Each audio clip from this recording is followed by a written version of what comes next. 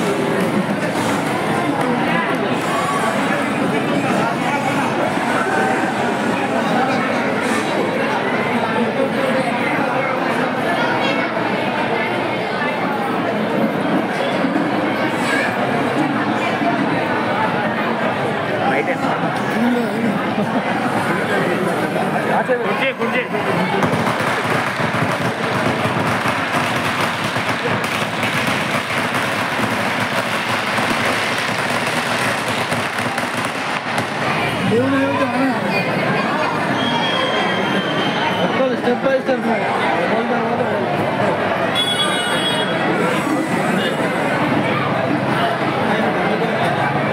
ఈ ట్రస్ట్ ద్వారా మాకు చేసినందుకు చాలా సంతోషంగా ఉంది। ఇలాంటి పేదలకు చాలా వినియోగపడుతుంది।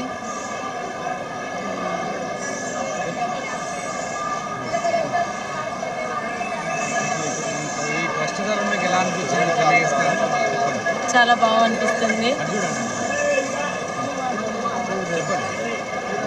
ఈ ట్రస్ట్ ద్వారా పెళ్లి చేయడం మాకు చాలా సంతోషంగా ఉంది। మాట్లాడు రాజు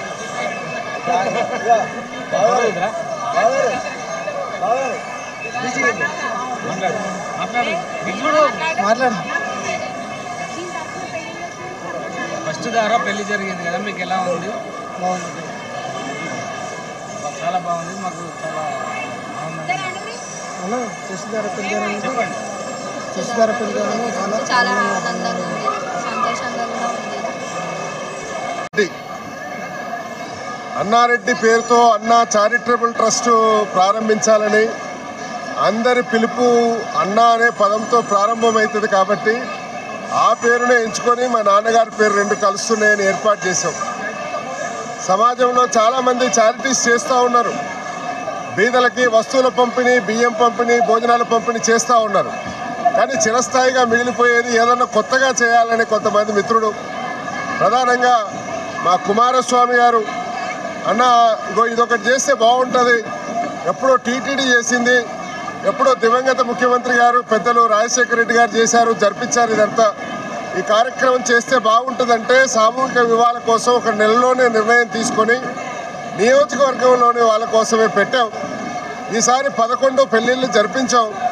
రానున్నటువంటి మాఘమాసంలో అంటే వచ్చే ఏడాది ఈ తారీఖు కొంచెం అటు ఇటుగా ఓ 50 మందికి తగ్గకుండా వివాహాలు చేయాలని, ఇక్కడ జరిగినటువంటి వివాహాలు చూసి అందరూ గొప్పగా జరిగిందని, సాంప్రదాయబద్ధంగా జరిగిందని చెప్పి కొనియాడుతున్నారు। వివాహం అనేది చాలా పెట్టుబడితో కూడుకున్నటువంటి, పెట్టుబడి అనకూడదు, చాలా ఖర్చుతో కూడుకున్నటువంటి పని. ఇంటి ముందు టెంట్లు, బాణాసంచా, చప్పుళ్ళు, భోజనాలు, బంధువులు, ఏర్పాట్లు, షామియానాలు, ఇవి పెద్ద ఖర్చుతో కూడుకున్నటువంటి పని. కొంతమంది బీదలు ఇంత ఖర్చు పెట్టి మేము ఇంటి ముందు పెళ్లి చేసుకోలేము అనేటువంటి కొంచెం బాధలో ఉన్నారు.